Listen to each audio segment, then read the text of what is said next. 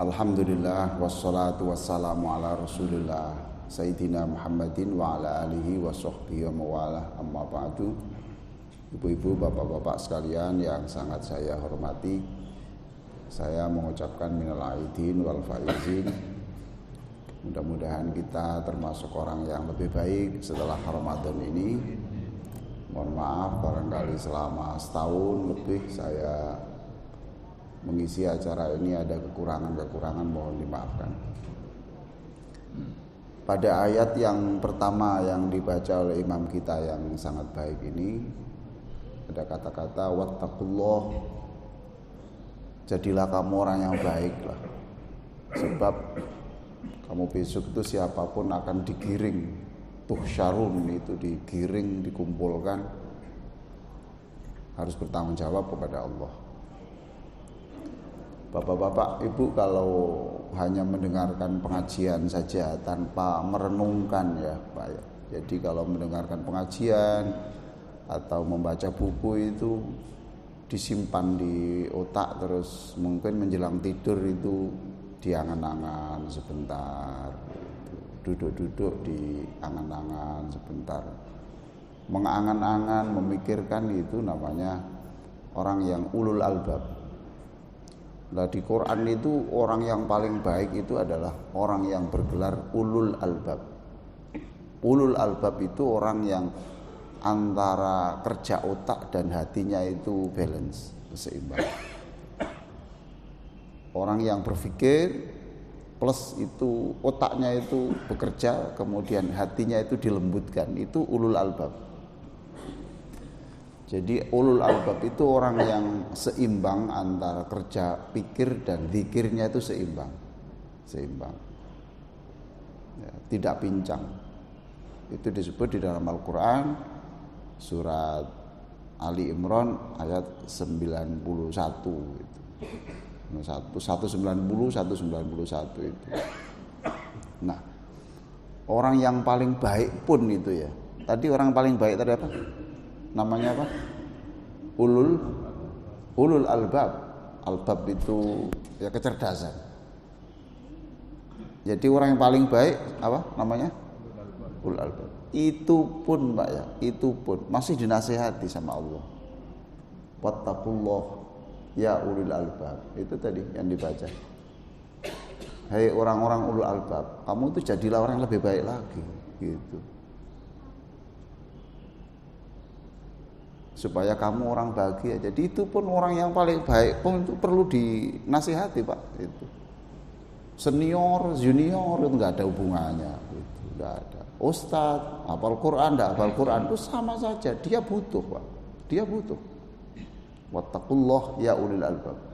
Hai orang-orang yang ulul albab, kamu sudah hebat, tapi tetap kamu harus mau masukkan orang lain. Yang paling susah kalau orang itu sudah tidak ada yang berani mengingatkan itu loh Pak. Itu sudah alamat su'ul khatimah. Sudahlah.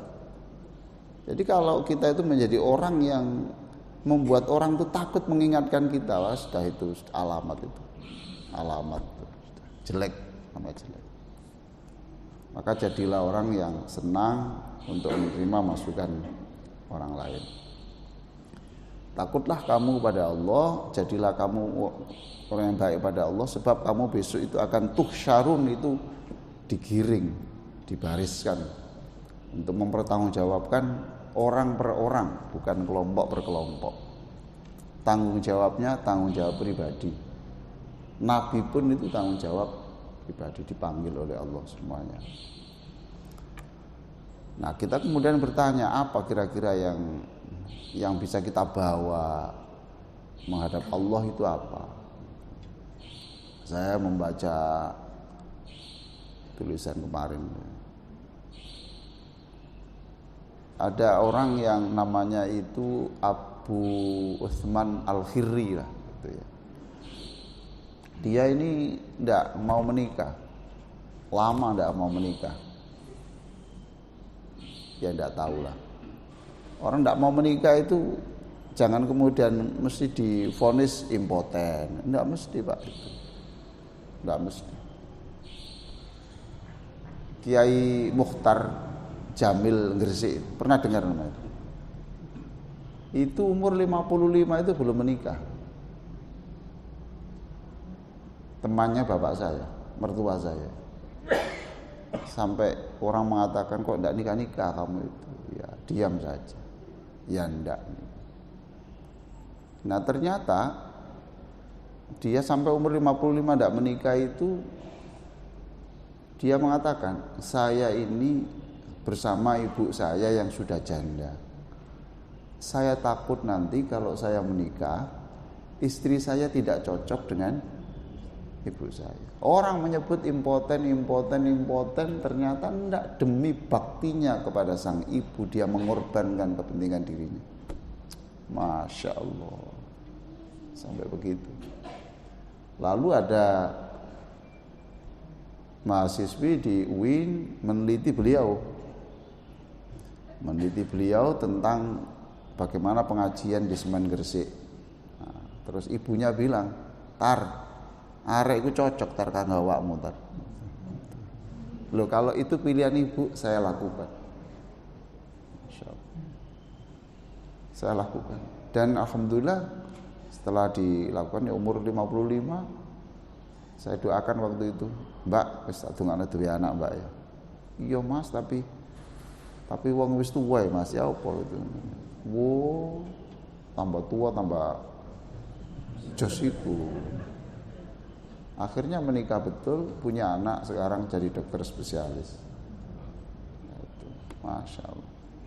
Nah, berarti Pak Yai Mukhtar itu nanti untuk menghadap Allahnya itu kalau ditanya, apa kamu sanggup menghadap saya? Bukan ceramahnya, bukan umrohnya, bukan hajinya, tapi dia akan berkata, saya menahan diri tidak menikah itu karena saya ingin menunjukkan cinta dan bakti saya sampai akhir hayatnya kepada ibu saya. Cukup gitu. Nah, ini yang Abu Usman Al-Khirri ini tidak menikah lama. Tiba-tiba kemudian dia menikah, tahu-tahu ya karena dia pokoknya pasrah saja, pokoknya beriman gitu aja. Tahu-tahu istrinya tuh pincang, Pak. Tidak diketahui, mungkin ya waktu ngomong tuh ya duduk mungkin. Duduk ya sudah. Terus matanya ya biasa, tapi ternyata ketika sudah jadi istrinya itu mata yang satu tidak bisa melihat dan dia kakinya cacat. Orang tuanya marah-marah gitu. Lah kamu tuh menikah kok, kamu ketemu yang begini gitu. Ya dia menghormati orang tua, dia tidak berbantah, tidak apa, dia bertahan terus. Nah, karena istri punya kekurangan, ini istrinya itu mudah cemburu itu. Ya toh, Pak? Seperti suami kalau punya kekurangan kan mudah cemburu. Semakin besar kekurangan suami, semakin besar cemburunya. Dia bertahan, dia jarang keluar rumah demi menjaga perasaan sang istri itu. 15 tahun. Ya, saya jarang keluar rumah karena saya keluar rumah itu mesti nanti istri saya marah. Ya sudah, saya tidak banyak keluar rumah. Mungkin depositonya sudah banyak. Apa dia punya sawah. Nah, kalau kita harus kerja kan tidak bisa. Sampai meninggal dunia. Lalu dia pada saat bicara dia tanya, kira-kira kamu besok tuhsyarun wattaqullah, bertakwalah kamu kepada Allah dan kepada dialah kamu akan digiring kepada Allah. Kamu kalau digiring pada Allah itu nanti kira-kira kamu menghadap saya itu apa yang kamu andalkan gitu. Dia menjawab, yang saya andalkan bukan haji, umroh, tahajud saya, puasa saya, sedekah saya, enggak. Saya berkorban 15 tahun untuk menjaga perasaan sang istri. Ya sudah, itu ajalah saya bawa ada Allah. Baik, itu yang terkait dengan ayat yang dibaca oleh imam kita tadi. Pagi ini saya akan berbicara tentang sholat dan kesehatan. Bapak Ibu, kita ini memang fabi ayyi ala'i rabbikuma tukadziban itu memang kalau kita renung-renungkan yaitu merupakan pukulan Allah kepada muka kita sebenarnya itu. Kemarin saya khutbah di Masjid Al-Akbar, pulang ketemu orang yang tidak punya kaki sama sekali, yang berjalan dengan tangan. Mungkin Bapak pernah lihat ya, itu tidak punya kaki. Saya bilang pada diri saya sendiri, Ali, pernahkah kamu itu sujud yang lama bersyukur bahwa kamu punya kaki? Nah, coba bapak saya tanya, ibu saya tanya, pernahkah ibu bapak itu sujud yang lama sampai menangis diberi kaki? Pernah? Pernah? Pernah? Fabi ayyi ala rabbikum tukadziban. Mengapa kamu tuh diberi sesuatu yang kecil saja kamu mengeluh, kamu cemberut dan menyalahkan Allah seolah-olah Allah belum berbuat sesuatu kepada kamu. Padahal Allah memberi kaki loh, Pak ya. Betul loh, Pak ya? Betapa sedihnya orang tidak punya kaki. Nah, jadi itu nikmat-nikmat Allah yang begitu banyak. Kita malu kepada Allah. Maka fabi ayyi ala'i rabbikuma tukadziban itu diulang sampai berkali-kali karena tipe kita itu, potongan kita itu memang tidak bisa diingatkan sekali, tidak bisa. Harus diulang-ulang. Itu soal kesempurnaan fisik. Belum lagi soal kesehatan. Topik itu saya pilih karena saya waktu di London itu seringkali susah bernafas. Susah bernafas karena udara yang sangat dingin.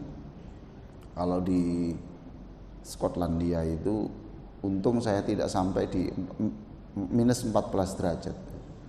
Kalau di Skotlandia, untung saya di London ya hanya sekitar 2 atau 5 atau 6 itu derajat.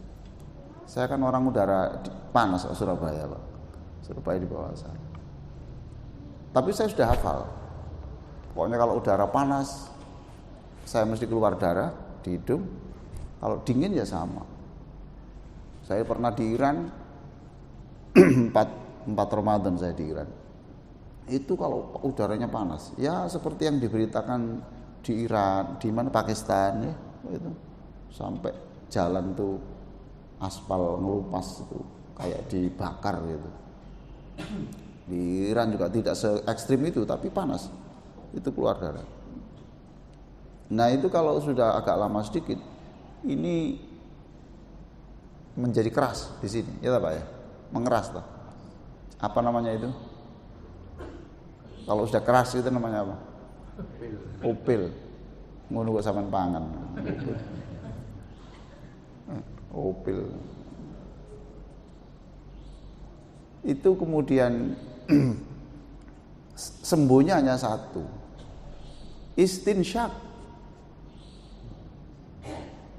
Jadi kalau sudah mulai nafas kok agak berat dari lewat hidung itu, obatnya hanya satu, istinsyak.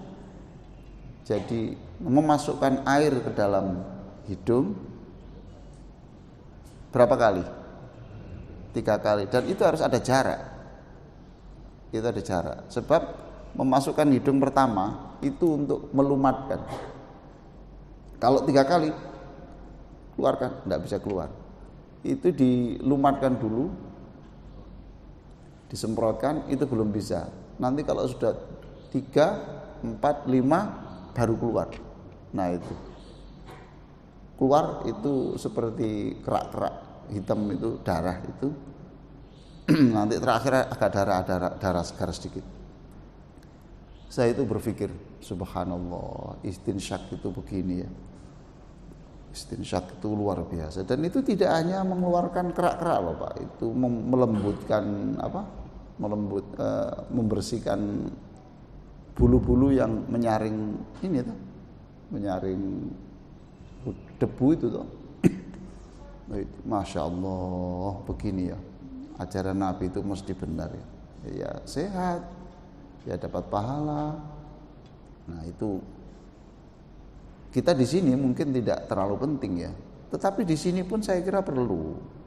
Ya sudahlah, ada kerak atau tidak ada, ya ikuti aja sunnah Rasulullah.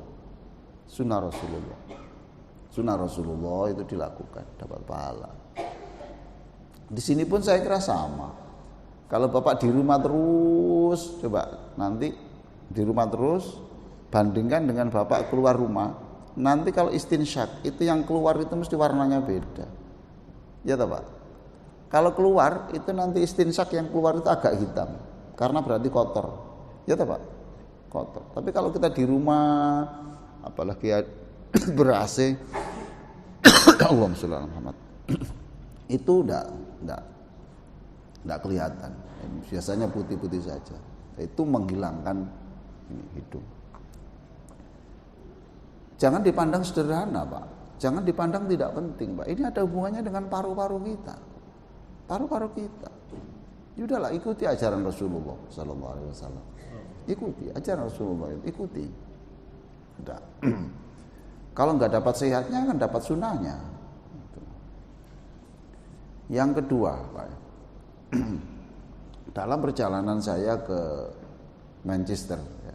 Jadi saya di London itu sebentar 3 hari, kemudian memberi pelatihan sholat 4 tahap. Kemudian saya ke Skotlandia. Skotlandia itu kalau kita naik kereta api ya sekitar 3,5 juta per orang. Ke Manchester. Ke Manchester itu tangan saya ini bengkak. Ini bengkak. Ini sakit. Saya melihat masjid. Masjid punya, beberapa masjid itu punya funeral services. Funeral service itu berarti pelayanan perawatan jenazah. Tidak boleh ada orang meninggal dirawat di rumahnya, tidak boleh.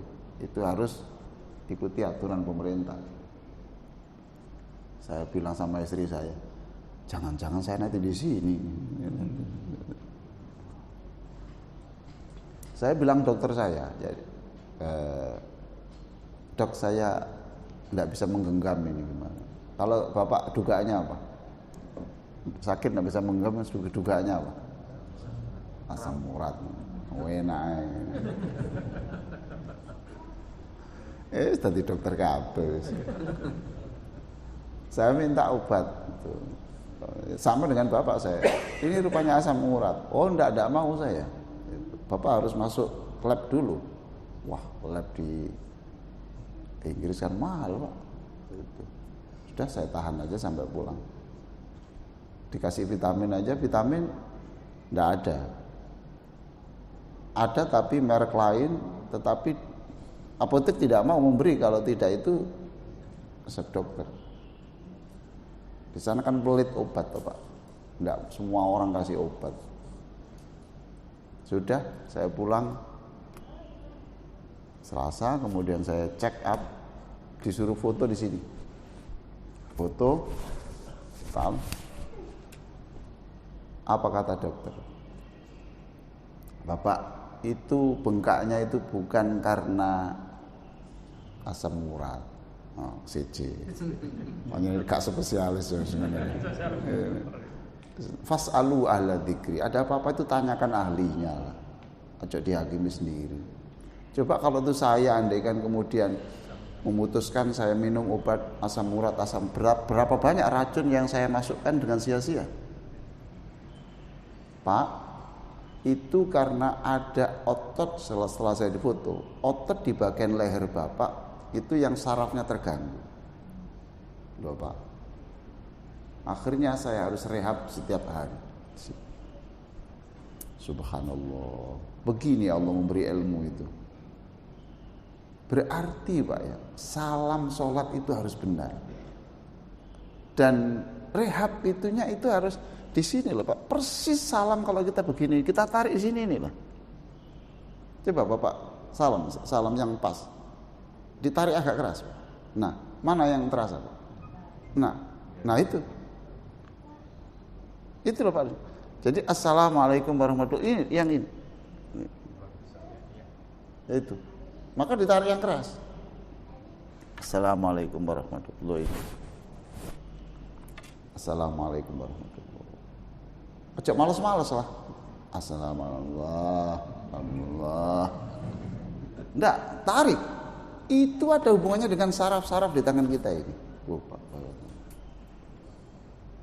Ada hubungannya dengan saraf-saraf di sini nih. Subhanallah.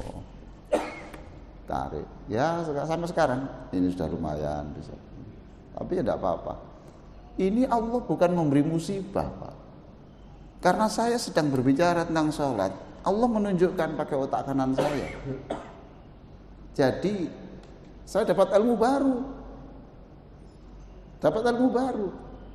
Seperti saya tentang rukuk dulu itu, kenapa saya tulis tentang itu ya? Karena saya ngalami sendiri.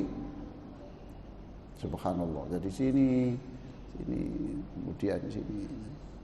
Jadi gerakan-gerakan sholat itu memang gerakan-gerakan yang sudah dirancang Allah supaya kita ini sehat.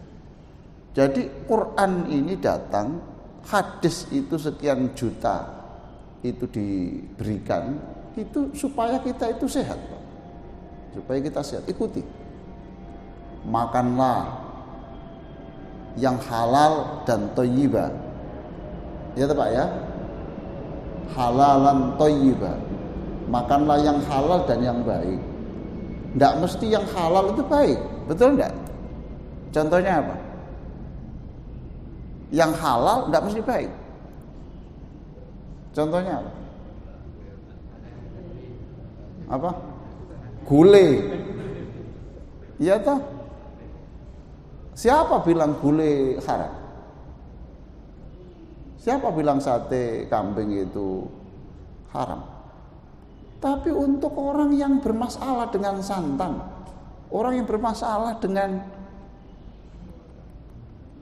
daging, lalu dimakan, itu halal tapi tidak thayyib.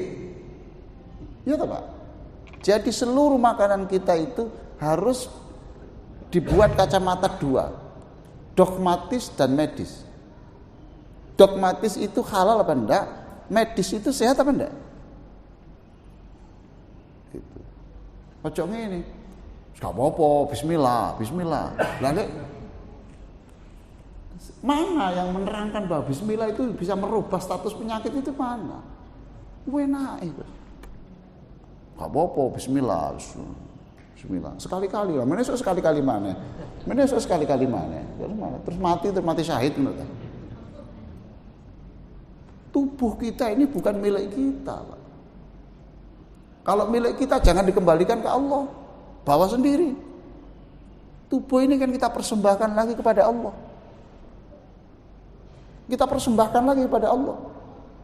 Makanya kenapa dulu ada fatwa, walaupun saya tidak sepakat ya. Kalau orang lagi haid ya, betul kan? Itu jangan potong kuku ya. Pernah dengar gitu ya? Pernah dengar? Sebab kukumu itu besok akan kembali kepada Allah, dan jangan sampai kembali kepada Allah dalam keadaan belum suci. Paham tuh, Pak? Ini tidak hadis, tetapi saking hati-hatinya apa? Seluruh tubuh yang kita persembahkan kepada Allah itu adalah tubuh yang memang suci. Nah itu kita persembahkan kepada Allah. Halalan thayyibah. Ada enggak yang thayyibah tapi tidak halal? Apa, Pak?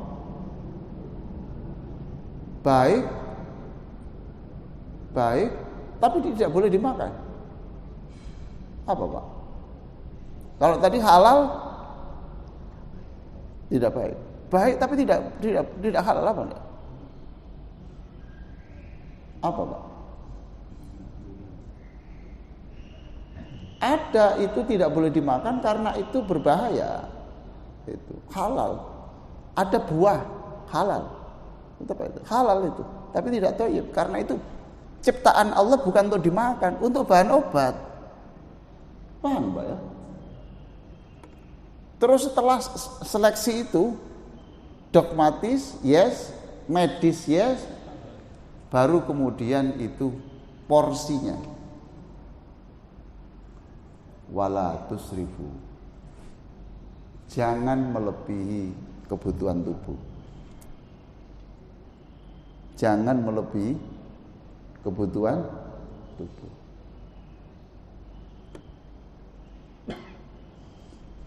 Waktu prasmanan loh biasanya tidak terkontrol. Mentang-mentang tidak beli saja. Jangan berlebih. Sudah. Kelebihan makanan yang kita konsumsi itu adalah investasi penyakit masa depan. Masya Allah. Pak, jangan sakit Pak. Sakit itu sakit Pak, betul. Pemasukan sudah kurang. Pemasukan kurang. Ya Allah. Belum lagi sakitnya, belum lagi subhanallah, jangan sakit, Bapak sehat. Ruko lah yang lama. Stretching. Ya. Gerak. Jangan banyak. Saya sampai diberi jam oleh Pak Dubes. Saya kasih jam Pak ya. Nanti jam itu akan berbunyi sendiri. Kalau Bapak itu sudah terlalu lama duduk, terlalu kurang bergerak, jam itu nanti akan bilang, it is time to stretch, it is time to work, it is time to walk. Jadi itu sudah waktunya, kamu tidak boleh duduk lagi, kamu harus berdiri, bergerak gitu. Lah sholat kita itu sebenarnya gerak Pak. 360 tulang Pak yang ikut bekerja di dalam pada waktu sholat itu. 360 tulang. Bagian mana pada waktu sholat yang tidak digerakkan? Ayo. Seluruh itu bergerak. Seluruh itu bergerak. Maka ruku itu bagian dari, menurut saya itu adalah posisi di mana orang sangat sehat di situ, karena otot di belakang paha itu tertarik keras dan di sini tertarik keras. Ya ruku ya jangan seenaknya. Makanya Quran itu berbicara, orang munafik itu adalah orang yang wa idza qamu ilas sholati qamu kusala. Orang munafik itu cirinya antara lain adalah gerakan-gerakan sholat itu mencerminkan ketidakseriusan, itu malas. Rukuk saja. Kapan kita sungguh-sungguh menarik pundak ke depan dan menarik pantat ke atas? Ya toh Pak ya, Bu. Kalau jamaah memang tidak bisa lah ya Pak, jamaah. Tapi bisa sedikit-sedikit. Tapi kalau tunggal. Nah, ini juga harus ada latihan di luar sholat untuk menopang ini, gitu Pak ya, paham Bapak? Ya Pak, sekarang Bapak, adhibu ta'amakum, kata Rasulullah itu kalau kamu mengunyah makan, berapa kali mengunyahnya itu? Idealnya, ha? Berapa Pak? Berapa? 3 suwe Pak. Berapa Pak Haji? Berapa Pak? Pak dokter? Bu dokter? Berapa Pak idealnya Pak?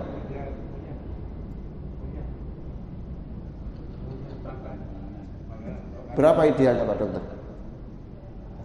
Mengunyah makan. Iya, artinya mengunyahnya idealnya berapa? Mengapa saya bicara begini Pak? Itu hadis Nabi, adhibu ta'amakum bi dzikrillah. Kunyahlah makananmu itu dengan mengingat nikmat Allah. Berarti ada perenungan di situ, berarti agak lama sedikit. Mengapa saya bicara begini Pak? Karena sepulang saya dari Inggris itu, saya harus endoskopi kedua. Masuk di rumah sakit, kemudian diperiksa, hasil endoskopi pertama, ini varisesnya sudah hilang, kemudian cuma ada pembengkakan di bagian tertentu. Oleh dokter dikatakan, Pak, ini Bapak makan sesuatu mengunyahnya kurang lembut. Mengunyahnya kurang lembut. Oh gitu ya. Iya bener banyak. Enak, cepet, bleb. Coba Pak itu. Jadi adhibu ta'amakum bi dzikrillah. Kunyalah makananmu itu dengan menikmati. Saya kok masih bisa mengunyah. Saya kok masih diberi hak untuk mengunyah. Saya kok masih diberi benda untuk saya kunyah. Nah itu. Nah, kita kadang-kadang kan makan sesuatu susah dikunyah, ditelan aja toh. Jadi ini perutnya nih, double iki. Kon dhewe gak kuat kon serana aku itu. Aku gak duwe gigi iki. Ya coba Pak ya.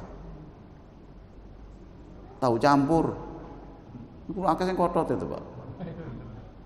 Terus gak kuat getna dilek wis. Semburusan iki ini. Selesaikan sendiri gitu ini. Itu Pak enggak. Dikunyah yang betul. Masya Allah Pak, jangan sakit. Sakit itu sakit Pak. Sakit itu menyedihkan pasangan hidup Bapak. Bu, ibu sakit itu nanti yang susah tidak hanya ibu. Kalau anak yang sakit itu, dia sakit 100, ibunya itu sakit 500 kali Pak. Kita kan orang tua Pak ya. Anak kita kalau sakit, kita bilang kepada Allah, ya Allah jangan dia sakit. Sakitnya kasihkan saya saja. Berapa kali lipat. Jadi berkali-kali Al-Quran itu berbicara tentang kesehatan seperti itu. Jadi adzibu ta'amakum bidzikrillah. Punyalah makananmu itu dengan yang sehat, jangan berlebih, ukurannya seperti apa dan seterusnya. Dan itu ada dalam gerakan-gerakan sholat itu antara lain. Sehabis tidur, bacalah doa, betul loh Pak? Apa doanya? Alhamdulillahilladzi ahyana ba'da ma amatana wa ilaihin nusyur. Itu minimalis Pak. Itu minimalis. Kenapa enggak kita maksimalis? Subhanallah walhamdulillah wala ilaha illallah wallahu Subhanallah walhamdulillah ilaha illallah wallahu akbar wala haula quwwata illa billahil aliyyil azim. Itu kan minimalis Pak ya. Kemudian ditambah itu kaki digerakkan. Kaki digerakkan. Saya diajari dokter ini, di sini terus. Mungkin Bapak Ibu mungkin tidak punya riwayat penyakit itu, tapi dapat pahala. Ada enggak orang yang bangun tidur kemudian dia jatuh karena terlalu keras? Ada? Kan disuruh agak lembut tuh Pak ya sedikit. Itu disuruh ini. Nah, pada waktu terapi ini, rehab ini, saya diajari antara lain kaki ini tidak apa-apa itu digerak-gerakkan sampai ini, sampai ditarik-tarik begitu ya, sambil zikir pelan-pelan lah, enggak 5 menit cukup Pak, 5 menit cukup, jangan yang penting cukup. Ya semuanya itu dari petunjuk dokter. Saya bukan dokter. Semuanya saya konsultasikan dokter. Hari ini nanti saya juga akan ceramah untuk dokter-dokter spesialis. Saya akan bertanya, saya menimba ilmu, saya bukan dokter. Semua itu saya kutip dari pengetahuan dokter. Digerak-gerakkan. Bapak kalau mau supaya rukuknya kuat, ya. Enggak tahu yang gemuk ya, yang kalau yang gemuk memang berat ini ya. Tarik ke atas, kaki ditarik ke atas, ini stretchingnya. Ya. Nanti Bapak rukuknya kuat lama. Coba Pak, Bapak ngelumah Pak, Bapak ngelumah. Bapak. Nah gitu, oke Pak ya. Tolong kaki Bapak ditarik ke atas Pak. Ya satu-satu aja Pak. Terus ke atas, sampai di belakang paha itu tertarik. Terasa enggak Pak? Ketarik Pak, betul enggak? Coba. Pak lagi. Ketarik Pak ini. Nah itu stretchingnya untuk penguatan nanti Pak. Bapak kalau sering latihan seperti itu, rukuk Bapak menjadi sangat lama kuat. Itu. Diniati ibadah. Bukan diniati kesehatan, diniati saya melakukan ini supaya saya bisa rukuk seperti rukuk nabimu ya Allah. Jadi tidak ada waktu yang tidak bermakna ibadah. Tarik lagi, jangan lama-lama Pak, nanti ketinggalan sholat jamaah nanti. Oke. Saya kira begitu Bapak sekalian, tentang sholat, tentang ruku, tentang sujud, tentang ini semuanya itu ada. Saya tulis di buku ini semuanya. Tinggal saya kemudian, beberapa ketika saya tulis saya tidak tahu, tetapi saya baru tahu ketika diberi penyakit oleh Allah. Jadi penyakit yang diberikan Allah kepada saya itu bukan musibah Pak, itu rahmat. Saya diberi kecerdasan. Kenapa setelah saya sakit saya harus ke Inggris? Karena saya di Inggris puasa 16 jam. Saya diberitahu Profesor Bambang yang di sana diberitahu, Prof, saya baru saja membimbing disertasi tentang puasa, bahwa untuk mengganti sel-sel yang sudah rusak itu katanya, ini Profesor Bambang, yang terbaik adalah puasa 16 jam. Oh, jadi saya itu sakit dikirim ke Inggris. Ini ya tujuan Allah itu ada itu. Kenapa? Kalau Anda kan tidak sakit, mungkin tidak ini. Jadi sekarang itu saatnya Bapak berpikir, musibah itu jangan dipandang musibah supaya Bapak tidak bersedih. Musibah atau cobaan hidup itu pandanglah itu adalah sebuah tangga untuk memperoleh berkah. Saya kira begitu. Ada pertanyaan, silakan. Pas ahli dzikri ikut pemerataan. Itu kenapa kok ahli dzikri bukan ahli ilmu? Nah itu kan apakah orang ahli dzikir itu termasuk orang yang ahli ilmu? Ya. Ahli dzikir itu berarti ahli kalau dalam kita punya asli yang memiliki pengetahuan berbeda. Al-Qur'an itu adalah ahli kitab-kitab yang berbeda. Tapi bisa juga ahli itu adalah ahli yang mengingat beberapa teori-teorinya, mengingat beberapa teori-teori yang terkait dengan agama. Dan jadi selama ada pakar yang disebut pakar yang berpikir dengan ingat Allah, pasti ada kebenaran dan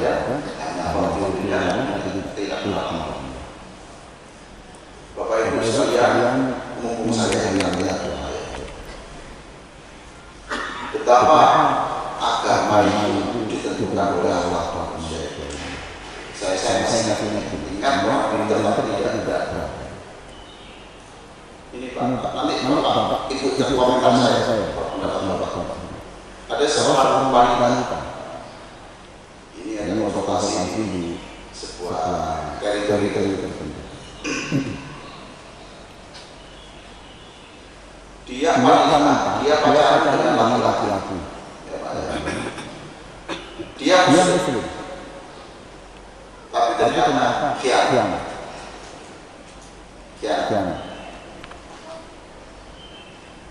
Pacaran kedua laki-laki muslim lagi. Dan meyakinkan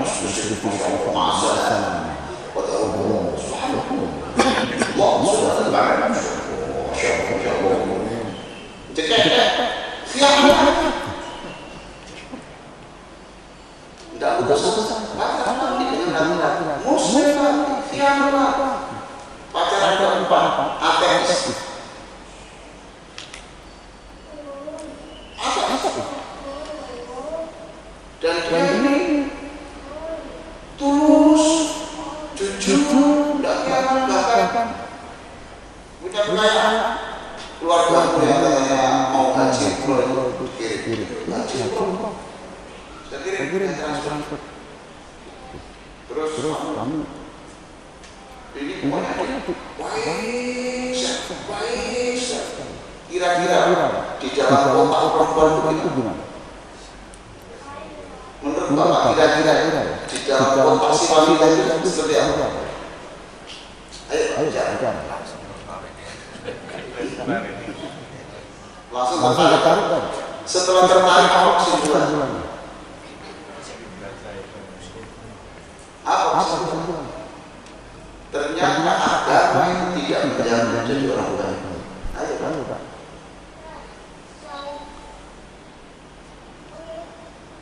Ternyata agama tidak menjamin orang baik. Fatal dia. Jadi akhlak kita itu menentukan masa depan agama kita. Masa depan agama kita tidak ditentukan oleh cara Allah ini. Dan itu tidak terjadi kalau belakang.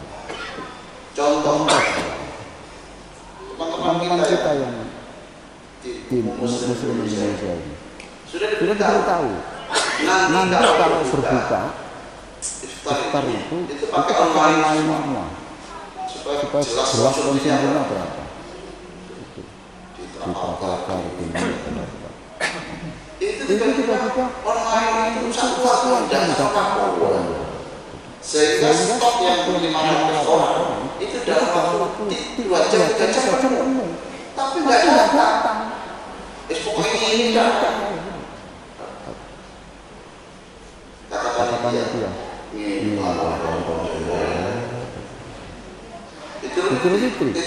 kan online juga. Tempat tersedia itu 1.500. Dalam waktu setengah hari sudah. Dan kalau Islam Fitri masuk diberi gelang. Kalau gelang hijau berarti harus ke tenda hijau, gelang merah berarti tenda merah. Supaya tidak berdesakan. Tidak hanya itu. Nanti kalau terjadi keracunan yang ditangkap polisi ya. Kalau yang keracunan itu gelang hijau berarti yang ditangkap yang tenda hijau. Berarti vendornya itu yang nah itu Pak, sebelum pada jam tertentu itu enggak datang. Jadi pokoknya ini enggak jadi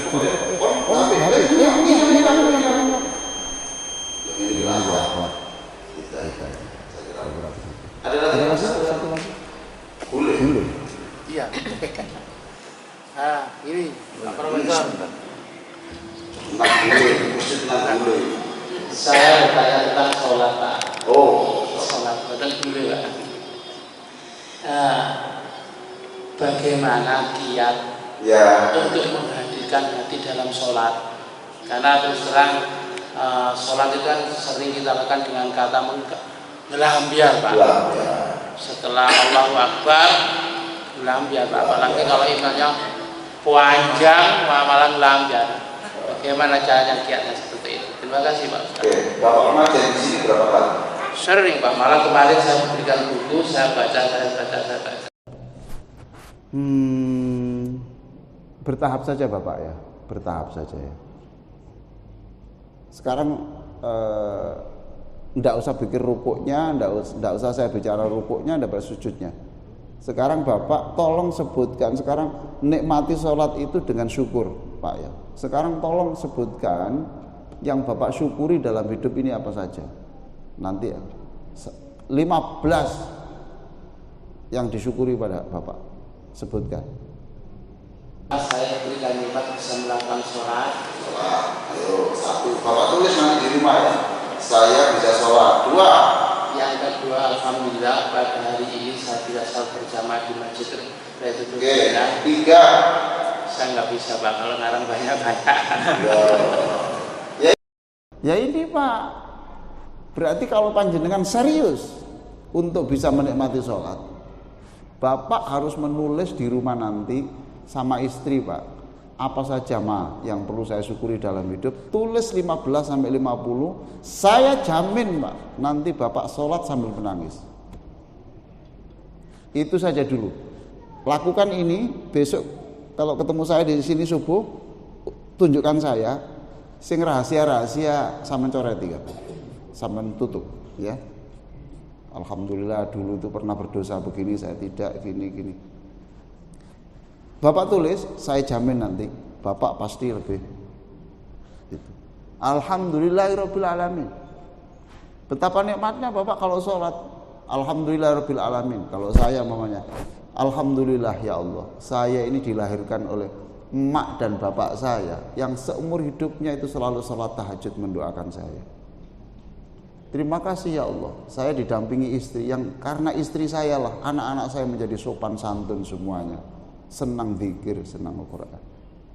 Yang ketiga, saya terima kasih, saya senang ya Allah, saya Engkau berikan kemampuan untuk menulis buku. Terima kasih ya Allah, saya ini punya aib dosa banyak, tapi Engkau tutup rapat-rapat sehingga saya masih dipercaya oleh orang-orang di berbagai belahan dunia. Terima kasih ya Allah, saya ini sudah 10 tahun kena sirosis. Oh, hati saya harus diganti. Tetapi sampai sekarang saya masih bisa seperti biasa. Terima kasih ya Allah. Tulis Pak. Terima kasih ya Allah, saya tidak pernah, anak saya tidak satupun yang mengemis, tidak ada satupun yang gelandangan. Terima kasih ya Allah, anak saya tidak ada satupun yang membakar masjid, tidak ada yang membunuh orang. Senanglah Pak itu. Alhamdulillahirabbil alamin. Nanti saya yakin Pak, Bapak tidak ngelambiar lagi. Di sini memang Bapak ini baca kan Bapak tidak ngerti toh imamnya. Tapi itu diingat-ingat waktu ini baca, Bapak mengingat 50 yang Bapak syukuri. Jos. Ojo gulit doa ya. Oke? Bapak tulis 20 yang disyukuri. Lalu nanti subuh bulan depan ketemu saya. Nanti saya tunjukkan di mana yang kurang. Dan itu memang tidak bisa spontan, gitu Pak. Nah, perlu. Mengapa tidak bisa spontan? Karena manusia itu hanya cerdas mengingat musibah daripada mengingat nikmat. Setuju Pak? Pinten nih Pak? Nulis pinten? 20. Syukur-syukur 50. Tambah mantap. Ya begitu aja Pak ya. Sudah paham Pak? Nah nanti kalau itu sudah, saya ajari berikutnya. Gitu aja. Makan gulai dulu, nulis. Gulai dulu, nulis. Cukup. Ini ada pertanyaan lagi. Gimana ini? Diterima ini? Ini gak bisa ditolak, itu alat ini. Ayo. Satu saja Pak ya. Jadi nanti Pak Haji saya bantu ya. Saya bantu secara khusus ya Pak ya. Umur berapa sekarang Pak? 57. Oh 57 sih. Terus bisa mensyukuri. Wis maghrib itu Pak, menjelang isya. Baik, terima kasih. Ya, kau saja buat kamu lebih tiga, yang anak tiga. Jadi ini terkait dengan sholat. Ya. Sholat apabila kita kepergian. Ya. Lebih utama yang mana kita ngambil diskon, atau sesuai dengan waktu sholat kita dengan catatan masjid mudah untuk didapat. Dan cukup ya. Ya. Ambil diskon. Maksudnya itu walaupun ke Jakarta hanya 1 jam, ya Pak ya. Zuhur ya bisa jamaah, asar ya bisa jamaah. Saya Ali memilih saya jamak kosor, yaitu. Lah gimana saya nggak dapat? Berarti saya nggak bisa sholat jamaah lagi, betul nggak? Nggak bisa sholat asar jamaah lagi. Bagi saya, karena saya ini didiskon, Allah sudah tahu kebiasaan saya jamaah zuhur dan asar. Saya sudah diberi itu, Pak. Karena saya melakukan ini bukan karena saya tidak mau, karena Allah memberi diskon. Paham Pak ya? Nah, tapi kalau Bapak punya pikiran-pikiran yang enggak, saya lebih senang itu, silakan. Paham Pak ya? Itu, paham. Itu. Wah, saya enggak enak, silakan. Mana yang dipilih mana. Tapi dua-duanya itu. Tetapi perlu dicatat, ada ulama yang menyatakan itu diskon itu harus diambil. Itu harus diambil. Tapi itu hanya satu pendapat. Paham Pak ya? Bapak beli jas Pak, harganya itu 2 juta, didiskon 1 juta. ya, itu berarti tinggal berapa? Harganya 2 juta didiskon 1 juta. Nah itu Bapak boleh bayar 1 juta boleh, atau bayar enggak, saya orang kaya, aku tetap 2 juta. Monggo. Muga-muga aku sing dodolan. Itu pilihan-pilihan, Pak. Kalau saya memilih diskon supaya saya, karena ini kemurahan dari Allah, saya terima. Tapi ini pilihan. Ini pilihan. Siapa yang mengharamkan bahwa dalam bepergian itu harus kalau selama ada waktu? Bukan begini, Pak. Itu kan zaman Nabi pakai unta. Enggak ada begitu, enggak ada begitu. Sebab safar itu berarti ada kegiatan, dan jangan sampai tugas-tugasmu itu berkurang kualitasnya, tidak tuntas gara-gara kamu konsisten pada yang ini. Kita tugas pakai BPS, pakai SPBD. Itu harus maksimal. Konsentrasi untuk melaksanakan tugas itu, karena uang itu uang negara. Bapak berarti harus menghasilkan sesuatu yang lebih produktif. Paham, Pak ya? Saya kira demikian. Allahumma sholli ala sayyidina Muhammad. Alhamdulillahirabbil alamin. Rabbana hab lana min azwajina wa dhurriyyatina qurrata a'yun waj'alna lil muttaqina imama. Walhamdulillahirabbil alamin. Wassalamualaikum warahmatullahi wabarakatuh. Waalaikumsalam.